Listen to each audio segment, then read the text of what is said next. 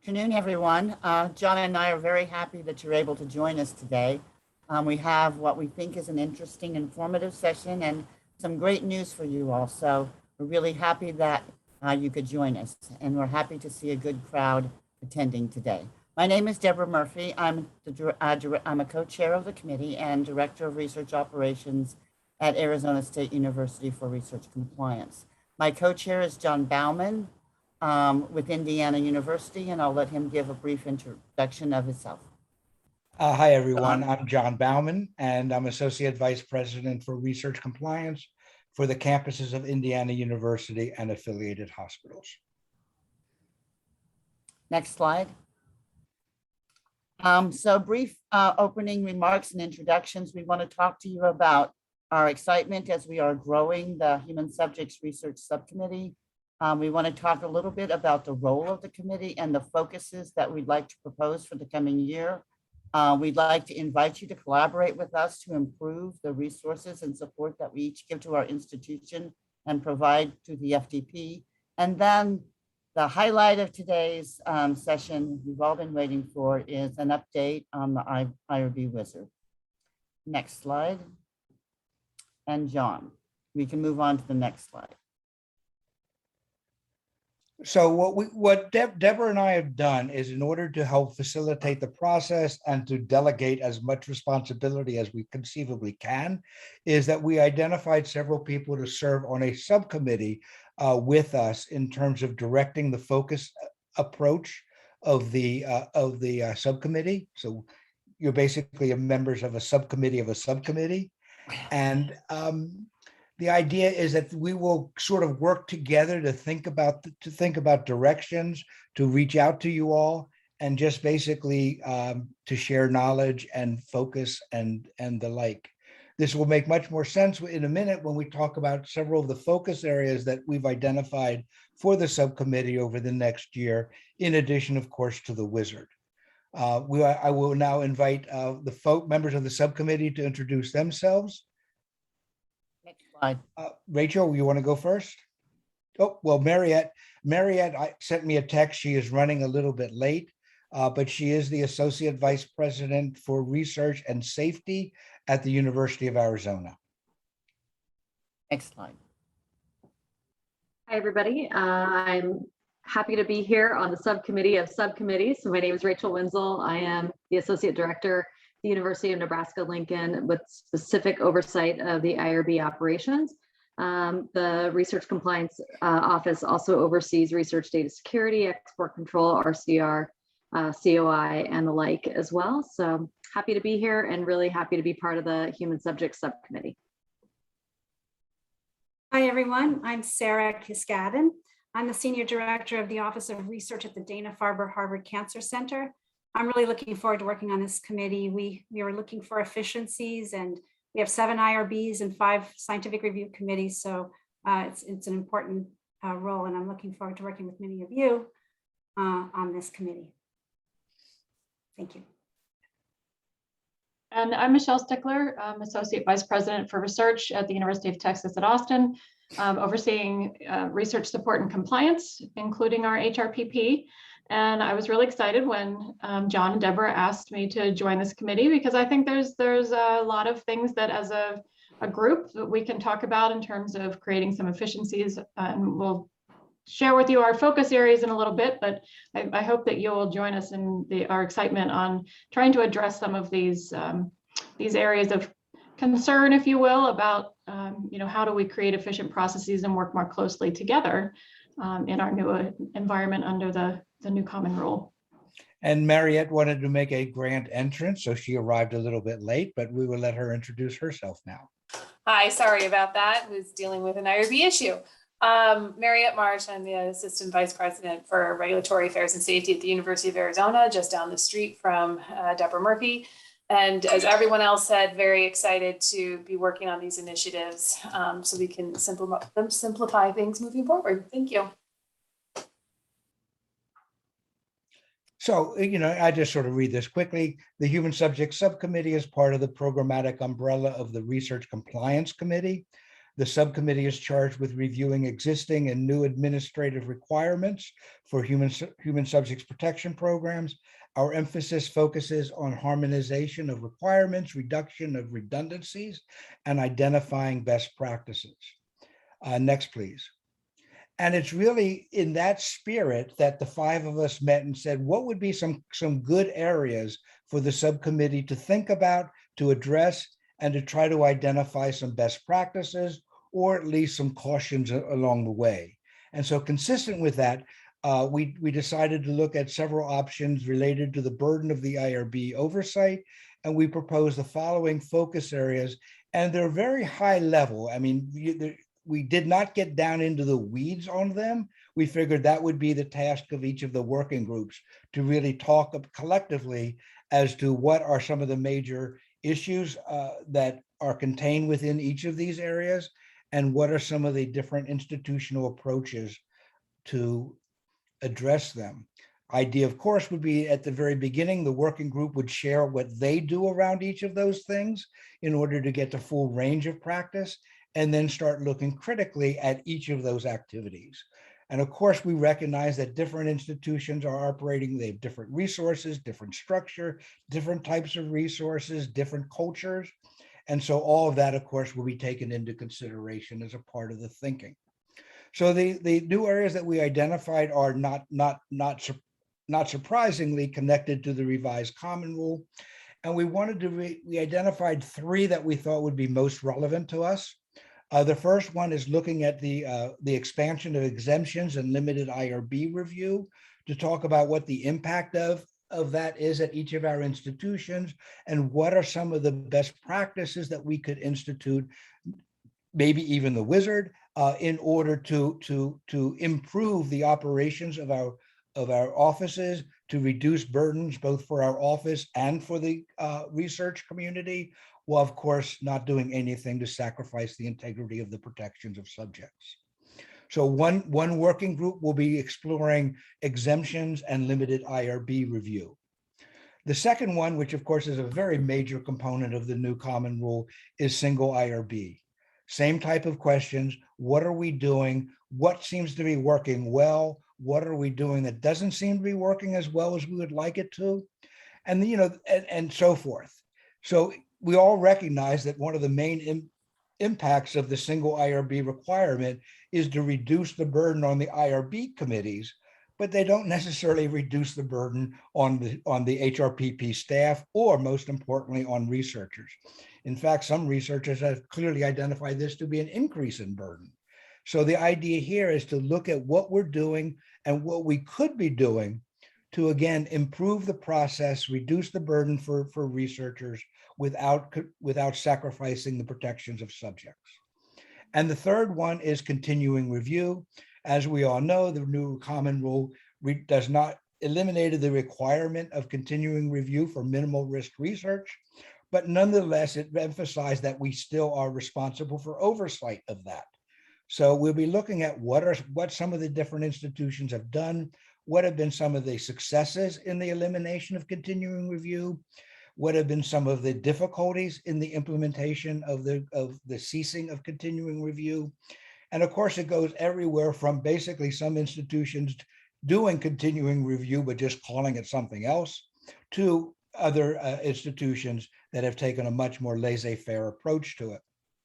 And what we would like you to do is to look at those things. And if you are at all interested in participating in any one of those, or one or more, I guess, just send an email. Why don't we just say to myself, to me at BaumanJ, BAUMANNJ @iu.edu. And then we will get in touch with you. And the committees will be chaired by members of this, the working group will be chaired by members of this subcommittee. But we want it to be an extremely collaborative process. We believe that the meeting of more minds will result in a better outcome. And so please, if you're interested in participating, let us know. And what clearly the aim of the working group is to identify some best practices, but of course, along the way, there may be other things, and it's not inconceivable inconceivable that manuscripts will emerge out of it, possible publications, et cetera, et cetera. So again, if you have any interest in exploring any of these three areas, let me know and we will be in touch with you and we will rope you in and follow up on that commitment. Please, do you have any, if members of the subcommittee want to say something else, please do so now. And in addition, I invite members who are participants, people participating in this workshop to ask questions through the chat if you have any. I will put my email in the chat just to make it a little bit easier. I did that for you, John, or you put it in there. Oh, okay. Well, it's like New York, New York. So nice, you got to say it twice.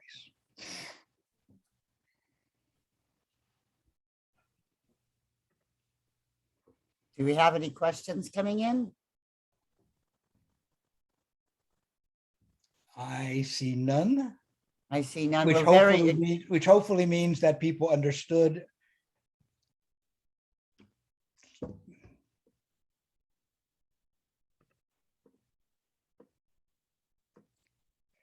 And Melissa asked, because of course I have to ask about data, I wonder if there are any opportunities to look at consent and data sharing. We have no opposition to the suggestions of an additional working group or two. So the short answer to that is yes, if you have interest in data sharing. And of course, we're aware that come January of 2023, there will be a new data sharing requirement, which, you know, we have decided that's far enough away that we don't really need to think about it too much right now, but like many other things, that'll come upon us pretty quickly. So yes, absolutely, we can look at issues of consent and data sharing if there is a group of people that are interested in it. And we have enough bandwidth among the five of us that we'd be interested as well. I think we want to include people who actually haven't used some of these tools that are available and why, because I think that's kind of a big issue that we're not using some of the opportunities in the new rule, and there are reasons why. And I think that would be interesting to look at too. Yep.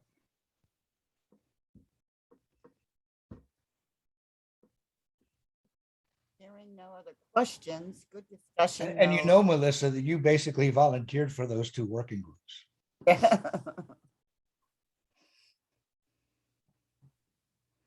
Well, thank you everyone for listening. Who me? Yeah, Melissa, who you? Melissa says who me, did she volunteer? Yeah, we put her name on the list for both. David, The I think we can- suggestion is if you wanted to make any other suggestions like that, submit the chat anonymously.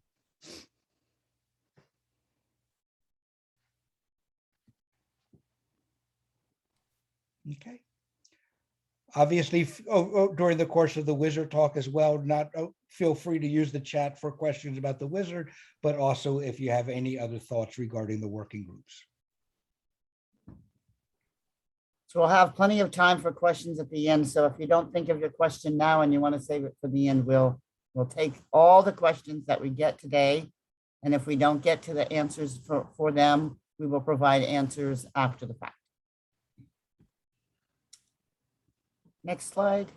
Questions. So I'm going to give a little bit of a background on the wizard and rely upon Drew to help me with the Qualtrics piece questions and some live information about that. But we'll move along now to the wizard. So just a little bit of background. Most of us will remember that the idea for the wizard, a need for a wizard, an electronic tool, primarily came to the FDP out of faculty, the responses to the faculty workload survey, a reporting from faculty that the burden related to IRB activities is increasing several fold. Next slide. So the FDP accepted a recommendation to launch a wizard. The primary purpose was to focus on a proof of concept. So we were looking for a smart form, a smart avenue to do an electronic review of human subjects research to identify whether we could test for exemption application in categories 2 and 4. which are two of the most straightforward categories to review. Some of the criteria that we looked at when launching the pilot was we wanted to use language that was acceptable to the regulatory agencies. And when we do the wizard walkthrough, you will see that the questions are very regulatory in nature, taken almost directly from the regulation or the reverse of the regulation to get the answers. That we built in sufficient information within the tool that IRBs could track responses and manage expectations through a look back view after the wizard had made its initial determination. I will remind you that none of the determinations that were made in the wizard pilot testing gave investigators the authority to proceed without full IRB review of their requests. So it was a mirror review. And then we wanted to build in mechanisms to identify the it depends situation. So if the answer to a question is it depends, we didn't want investigators to be misled by thinking that the work that they were doing were eligible for consent. We wanted the project to be user-friendly to the researchers, clear questions that they would easily be able to answer without the preparation of a full application, but reminding people that in the implementation of the pilot, no investigators received human subjects approval through the wizard. It was a pilot only. Next slide. Questions about that? You can ask your questions as we go along. We had 10 collaborating institutions in the pilot that reviewed 542 paired studies. Those studies were also reviewed independently by the collaborating institutions IRB, and then the responses and determinations were matched. Next slide. I want to give a huge, great shout out to the 10 institutions who implemented the pilot, Texas Tech, Northern Illinois, Harvard, Caltech, Temple, Northwell Health, NYU Washington Square, Drexel, and ASU.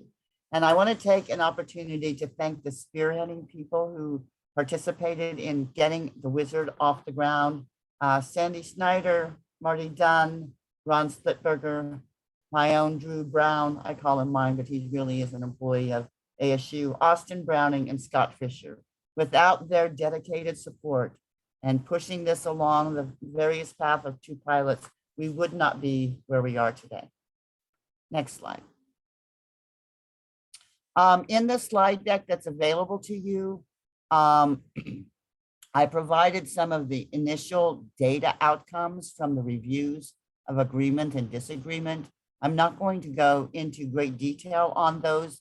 I just wanted them to be available to you. Also available to you will be the proof of concept final report that was prepared by Sandy and Jane, and some links to past presentations. Next slide. This is also another data, just a data compilation that you might find interesting. Next slide. So the changes, we had two pilots, pilot number 1 and pilot number 2. Pilot number 2 was implemented in response to the changes to the common rule, so we could test the wizard against the criteria for 2 and 4 in the new rule. Exclusionary questions that were included were intended to exclude from the wizard approval where there were sensitive research topics, where there were children, prisoners, and the like, and other vulnerable populations, so that those would not, those answers to the PI would come back quickly, so they didn't have to go clear through the wizard. We wanted the wizard to be time efficient for investigators, and the research and the outcomes found that it took them about 15 minutes to make the application through the wizard. Next slide. Participation involved collecting a lot of demographics and a dual review, as I've said, of all exempt and expedited applications. We worked through the reconciliation on Excel spreadsheets to match up the wizard determination with the institutional determinations. Next slide.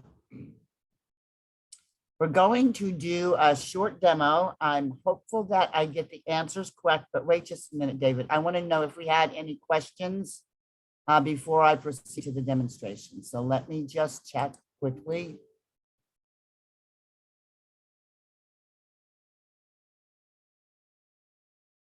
So the question is whether the wizard was open to use by the usual people who may be normally doing the legwork on submissions, not just the PIs or faculty, but also graduate students and coordinators. At ASU, we asked the investigators to do the submission, but I expect that they work together with their graduate students and individuals who might submit on their behalf.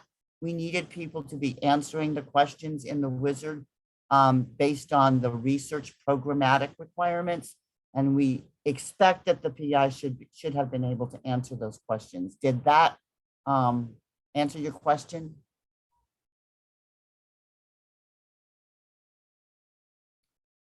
At Temple, the next comment was at Temple, one of the institution participants, faculty have to do their own IRB submissions, and that's true at ASU. We do not allow at ASU student investigators or other non-independent investigators to submit their IRB requests.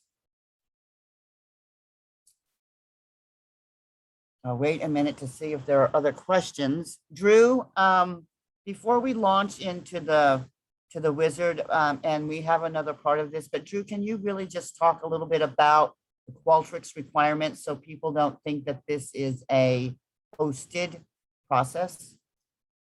Sure. Thanks, Deb. Hi, everybody. I'm Drew Brown at ASU. I work in the Research Technology Office here, and I had the pleasure of implementing the wizard, and it is built in Qualtrics, and I've had a few people approach and ask some questions, and so I'd like to share some information about it that you may be interested in. Because it's in Qualtrics, we can export a copy of it, and then that copy can be implemented by an institution. And I think a little bit later, Deb will get into the possibilities around that. But this is not being hosted in a way to where everyone would go use the wizard where it is. It's a file that you could take and then you could implement at your institution. I would say that because you have access to the Qualtrics file, you could then make adjustments. And the only adjustments I would recommend would be things like specific instructions for your investigators or your researchers as to what they should do next. I don't think you want to try to adjust how the wizard evaluates the answers that are put in, because then you won't be following what these pilots have done in how it determines eligibility. This particular Qualtrics wizard is very complicated. Someone who says, yeah, I know Qualtrics, I can do this, quite often will look at this one and they'll be given quite a bit of pause because it is very complicated. The reason it's complicated is we did try to make sure that any questions that would make it so that your study really needed to be reviewed by the full IRB, that would happen very early on. There's a lot of conditional questions. There's, in fact, 4 layers of conditions, 4 layers deep that you go through as you're working through this Qualtrics survey. And so it's pretty easy to get confused as to which part of the Qualtrics controls which other part and what makes subsequent questions appear or not appear. It's complicated from a Qualtrics standpoint. So if you're thinking about taking a look at it, you'll want to make sure you have somebody in your group that has a lot of experience with Qualtrics, is not afraid with conditional questions and any of the other more advanced pieces of it, because there's a lot to go through. There's a lot to see. And all of that is complicated on the back end, trying to make it very simple for users on the front end. The survey flow has a lot of conditions in it, as well as individual questions have conditions on them. But it's all very readable. If you follow through it, you can see each step, what it's doing. And because it is in Qualtrics, you can go back and look and see what a given result was and why. Why was it that this determination was made by the wizard, and what did they put in to bring them there? And you get an individual record for each person that goes through to see it. And so that made testing very, very easy. Deb, is there anything I left out or anything that I should add to that? I don't think so. I'm thinking likely there will be questions at the end after we do the walkthrough, and we will talk a little bit about the next steps and how you can move forward with it if you're interested. Sounds good. Okay, here we go. This is live in testing, I will tell you, and we're going to be live in the system. So long as David and I get the answers correct, we won't have to start over. If we don't have to start over, I owe him a beverage. If we do have to start over, I still owe him a beverage. So we will see how that works when we're back together again. So it's some of these introductory questions are, you have to put your PI's, your name, first and last name. You have to have an email address. We had a drop-down box for all the participating institutions. So we're going to pretend that David has moved out west. And then you go through the approval steps, the submission steps. So you could do a preview, but we're going to submit this study. You select the submit button and you press the arrow to move forward. This was the study linking data. So we had asked our investigators to put their IRB submission number in and a brief title. For today's purposes, we're just going to have this be very brief about the purpose, but you could put up to a paragraph or so in the purpose of the study and move to the next slide. Okay, I'm going to be working from my notes to the screen, so you'll understand why I'm not looking quite straight at you. The first question we ask in the decision tree relates to some vulnerable population question. And so it asks, does this, because we were looking at 2 and 4, it asks, does this research involve using children under 18, or is this research involving participation by prisoners? For our sample today, we're saying no and move forward. The next question asks whether or not there is more than one institution involved, which would let us know whether you needed to have affiliation agreements or possibly cultural reviews at the other institution. So researchers from two universities, for example, the answer to this question for today is no. And select next. We're next inquiring about whether the researcher has a non-research relationship with the subject. For example, professor to students or a clinician in a patient practice. The answer for today is no. And move forward. Next, we're trying to find out whether there's multiple components to the research. So the question is the study limited to a single component or type of research, for example, interviews or focus groups or surveys? The answer to this question is yes.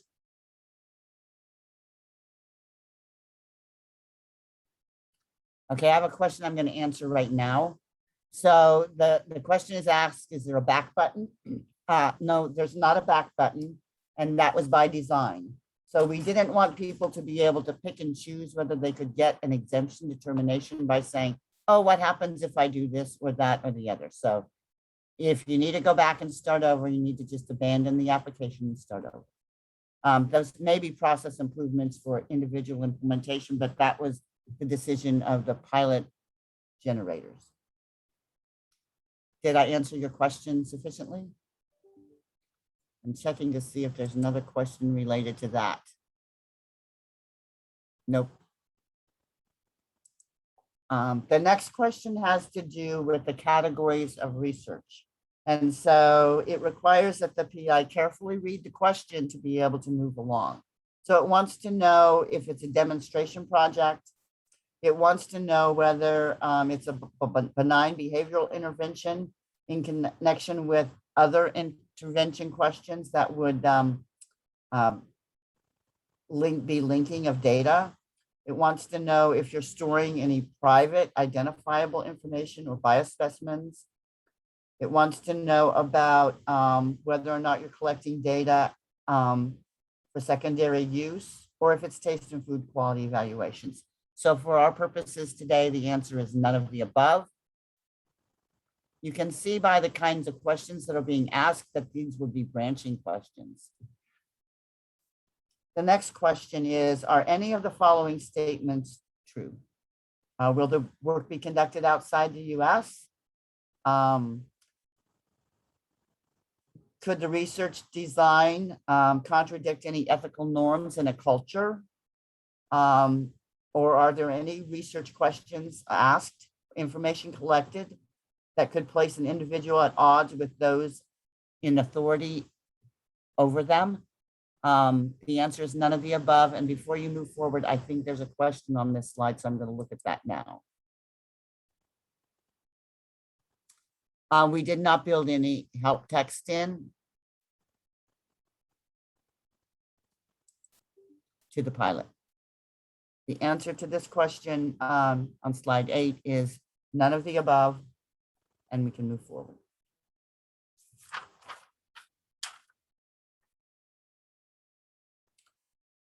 Of course, with exemption research, it needs to be minimal risk. So the next question has to do with an investigator's assessment of the risk of the institution taken from the federal regulation.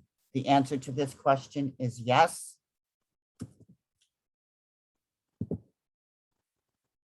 And move on.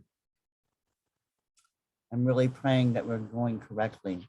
The next question is having to do with collecting information about the identity of participants, name, contact, and information, job title, and employer name.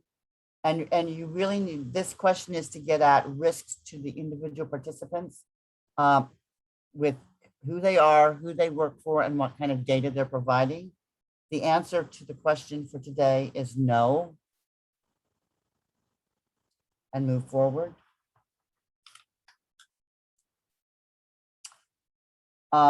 This is another exclusionary question that has to do with populations who cannot either consent for themselves, whether they have limited language skills in the research that's being performed, whether they're active military. For today, the answer is none of the above.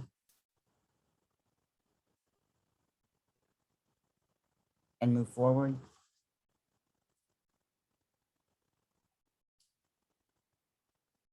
This question would be exclusionary to determine whether or not this research project being submitted meets the definition of human subjects research as a systematic investigation.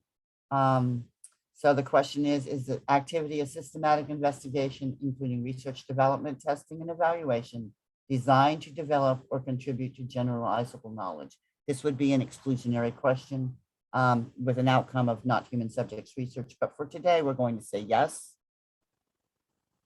and move forward.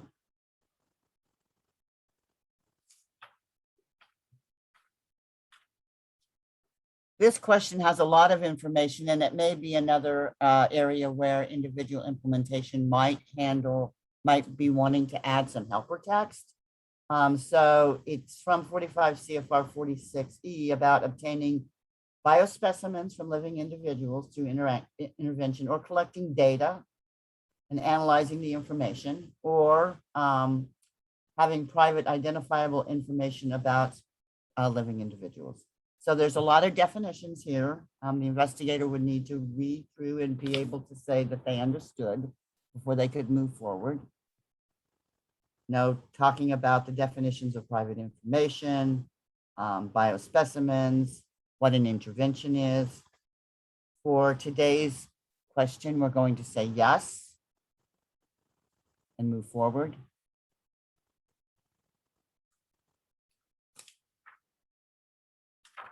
The next question has to do with, where's my slide? I think this is where I got hung up earlier today. Does your research involve different treatment groups or other types of interventions? So for this question, we're not going to be randomizing. Everybody's getting the same opportunities. And please be right. Say no and proceed.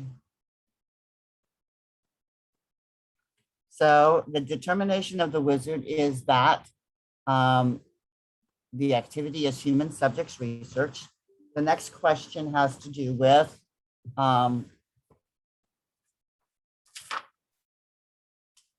research conducted in established and commonly accepted educational situations, which we were not examining for this wizard, and research that only includes interactions involving surveys, interviews, observation of public behavior, or secondary use of research. So the answer for today is research that only includes interactions. The middle one. And move forward. Next question has to do with the type of research that's being performed: educational tasks, survey procedures, interview procedures, observation of public behavior, and none of the above. The answer to today's question is survey procedures. And move forward.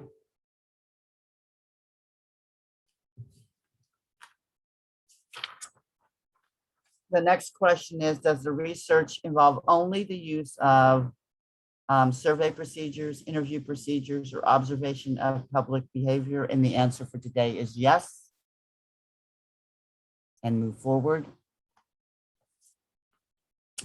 This question is, will the information obtained be recorded in such a manner that the identity of the subjects can readily be ascertained directly or through to identifiers linked to the subjects? The answer for today is no. No identifying links. Move forward. Yay, David! Can you all clap? We didn't make any mistakes. So this is the, if you're determined to have eligibility for exemption, this is the message that the investigator will receive.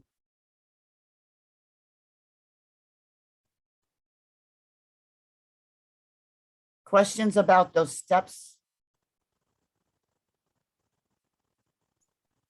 The answers recorded within the wizard, and the institution can either get a message from the wizard or can go back and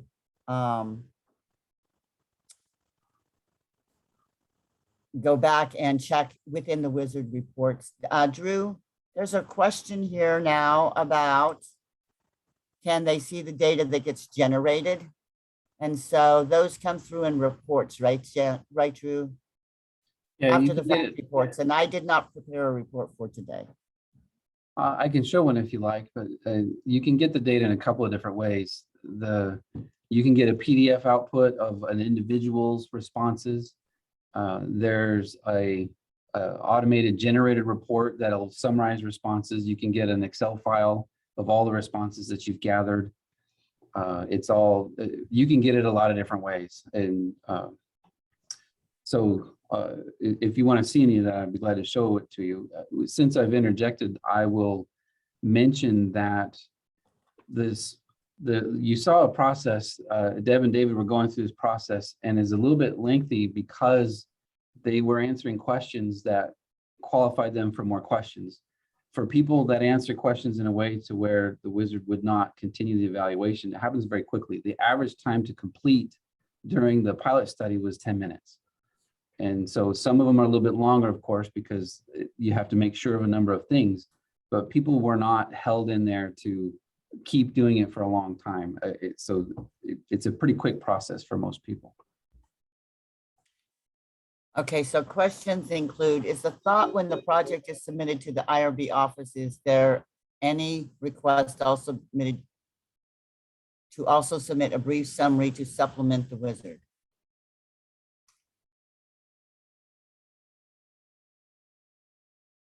In ASU's testing, what we did was we asked the investigators, all the investigators in the pilot period, to complete the wizard after they submitted their IRB study and to post the wizard determination within their IRB application. So, you know, the brief summary in the application process is included in the purpose of the study. So I put one sentence in today. That could be, you know, you can have helper text and say one paragraph describing what you're proposing.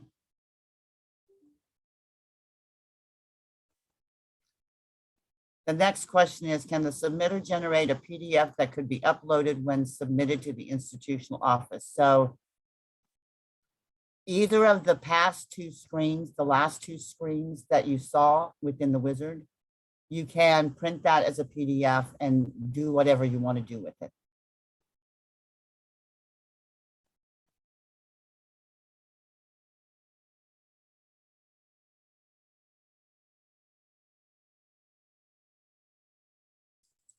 The next question is, was there analysis of the wizard answered compared to what they should have answered once you read the IRB application? Do we know if they're answering correctly? So the review of the matching pairs from the analysis showed mostly a caution on the determination side, where more examples where the IRB determined the study was exempt, and the wizard said the wizard did not give an exemption determination, which meant it would have required expedited review. So I didn't see any data coming out that it was more generous than the IRB review submissions. I mean, I'm happy. I don't have everyone's data. I have the ASU data. So I'd be happy if any of you want to talk to me on the side about, what the data looked like of what the IRB determined the review category was and what the exemption wizard said. I'd be happy to privately share that with you. Generation of reports to monitor at implementation would be, I expected ASU, we would implement that through a post-approval monitoring process where, on a routine basis, we looked at 10% of the studies that were coming through. A lot of this monitoring would be at the post-approval monitoring stage, and we all have different ways to monitor things. We monitor things by maybe someone's, how do I say this? On the not so good citizen list, right? So they always submit at the last minute. You've had, R&Is from them, they're brand new and you want to give them a little bit of extra support, one of every 10, one of every 30, depending on what your appetite is. Did I answer the question for you, Joan?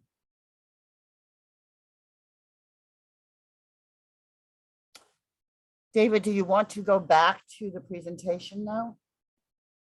Thank you, David. You did a great job. You won.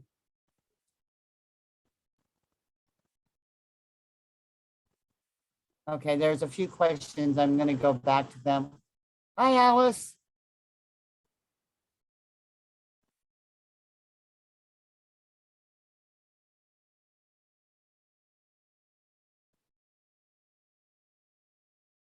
So Texas Tech had the same experience that we had. Alice shares with us that the wizard was more conservative than the IRB staff determination. So this is just the slide that talks about the survey that I implemented for the test. We can move to the next slide.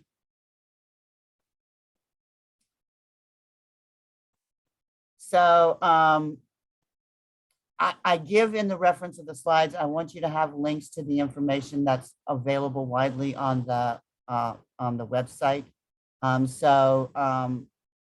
There's a presentation from Jane from May 2020. The end is finally here. There's also a publication using the automated wizard to process minimal risk research by Sandy and Jane, which is quite an interesting read. You'll want to look that up. And the final report of the wizard presented to the FDP in 2018. Next slide. So next steps. We all have a lot to consider when we look at this, and I'm excited to have the subcommittee revisiting this as part of our grand challenges for the coming year. Everyone is going to have institutional decisions to make about Qualtrics support if they want to look at it. What that would take, what it would mean, how would you monitor it, what the requirements are. And Drew did a great job of saying just how difficult this will be. I do want to tell you now that we do not have a hosted platform for this Qualtrics project. Drew and I are happy to share the link with anyone who wants to test in it, but it is not collecting data or evaluating it and now it's just running the wizard test. So we could share that with you for your just testing use.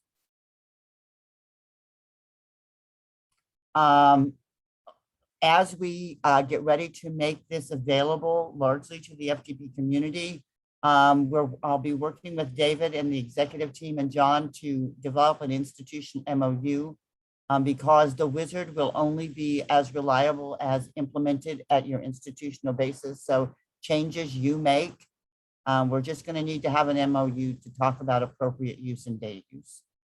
And David's going to help me take the lead on that. I might have a question. There is a question. I'm gonna finish through this slide and then we'll go back to the questions. I talked about not being hosted. Talked about the use of Qualtrics requirements. Talked about the institutional, talked about, next slide, closing remarks. So I want to take the rest of the questions now. A question of those who have implemented the pilot wizard: what was the burden and the amount of time the HRPP staff used to review the wizard? Does it reduce staff time, or does the review take about as long to make a determination? So when we did it at ASU, of course, we didn't rely upon the determination. So we did our regular review for all the studies that went through the wizard. For those faculty who participated in the wizard and provided us comments, that they did appreciate, assessing an opportunity to reduce the burden, which, if implemented, would reduce the burden both for the faculty in filling out the application and the staff who are reviewing. Let's say you did monitoring on one of every 10, you would save 9 times the proposal review on minimal risk studies. So, I mean, we can't test the time efficiency until somebody does the deep dive into the pond, which I'm hoping for me that deep dive will be ASU. Next question.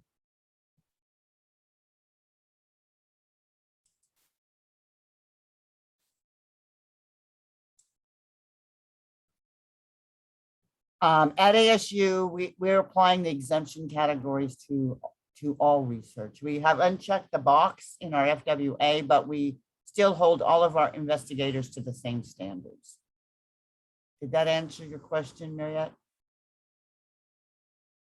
Yeah, it did. I was just wondering if there is still a question in the wizard about federally funded or supported. I didn't see it. So I'm assuming you're just moving through the exemption categories regardless. Yes. Yeah. That Okay. is true. Okay. Are there other questions? Anybody from my team, my co-presenters, think I've missed something? No, Anybody in the audience have a burning question? John's on now. Hi, John. I don't think you missed anything.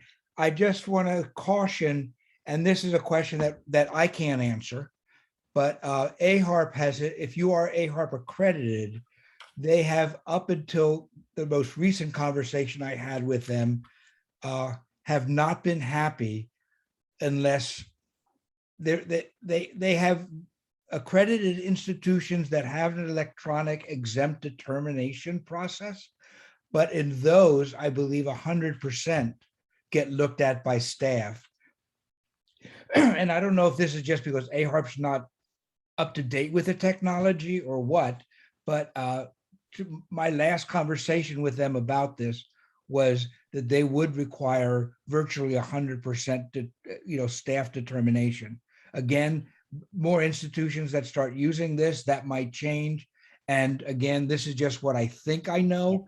I don't represent AHRP, and so the answer might indeed be different, but it is a question that an accredited organization would need to ask about. John, I wonder, following on to that question, which is a great one, I do wonder whether AHRP would consider someone reviewing a report of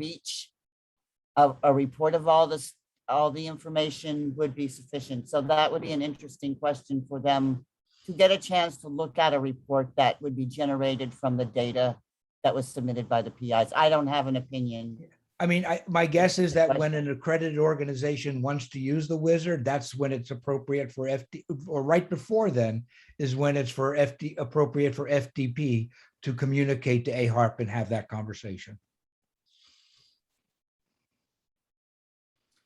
Sarah, do you have anything? No, I was just going to concur with John. I think AHRP does think that there has to be some confirmation by a staff member.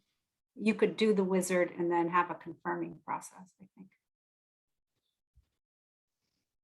And that's what I was thinking and why I asked the question about the PDF that the investigator could upload. If we're still gonna, I can envision at UT, we would still want to have the study entered into our usual IRB system so we could track it over time. But to try to simplify the process, the PI could upload that PDF and maybe just provide us with a brief summary paragraph of the study, as you've talked about, Deborah. And then our staff could just kind of confirm that the answers in the PDF match or seem to match well with the summary. And I would think it would be a time savings on our staff's part to be able to push those through a little bit more quickly. All really good suggestions. So we need to take these good suggestions back to the subcommittee and back to the membership to see what everybody thinks. But that's a really, Michelle, that's a really great suggestion. And from a technical standpoint, you could have the wizard submit the data into your system of record and then tell the PI a tracking number. And really that's how the PI can find their submission in your system of record. And so really what they need to bring forward is the tracking number. And I would trust that more than bringing forward a PDF, because it just eliminates any questions of manipulation because it came in directly. And so ideally a PI could say, I did the wizard, here's my number. And then a staff person could just look up their answers and do a quick review that they feel necessary and then complete that. Okay, that's really helpful information. I didn't realize that was a possibility.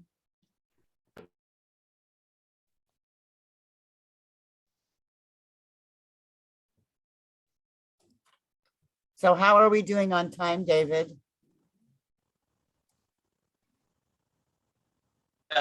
We've got another 35 minutes if you want it. So we can open it up to more questions. I hope I haven't rushed through this too quickly. You never know quite for sure how many questions you have or what you have to add. Rachel, do you have anything for us that you think we could talk more about? Not at this time. Mariette?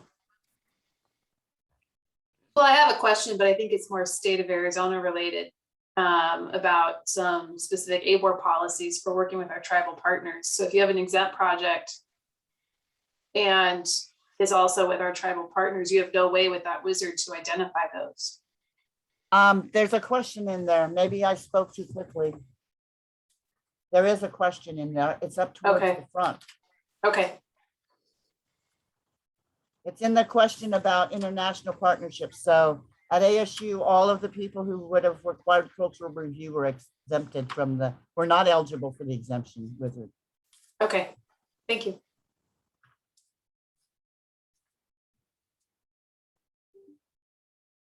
Sarah, John, Drew? The only last words I have is I received a couple of emails. If you are interested in participating in any of the working groups, please let us know. We welcome you. So next things to come is John and Deb, John and David and I are going to be working on developing an MOU for people who want to who want the full data application for the release. And so we'll try to have an update for you in the near future, but we have to go through the executive committee. Is that right, David? Correct. Yeah, well, I mean, we can come up with a draft, but we will put it through some better legal minds than ours to make sure that it's covering everything. So we do, the one last question just popped in. So it seems like having some reference number, the IRB number that can be used as evidence of review would be helpful. And yes, there is a number on that determination page. It's a coded number, but you could make that code whatever you want it to do. It has a response ID. That's what I think Drew was talking about, linking to the application process. Yeah, each entry is given a unique ID, and you could customize an ID if you wanted to format it in a certain way. But that'd be a good way to track, even all the way through to publications, like Stephen mentioned in his chat.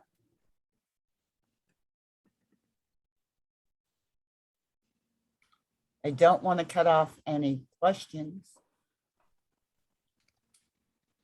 We really thank you for your time today. We look for John and I and Mariette and Rachel and Michelle and Sarah. We all look forward to the time when we can have this meeting again together, where it's a more interactive and personal relationship. So thank you for taking the time today.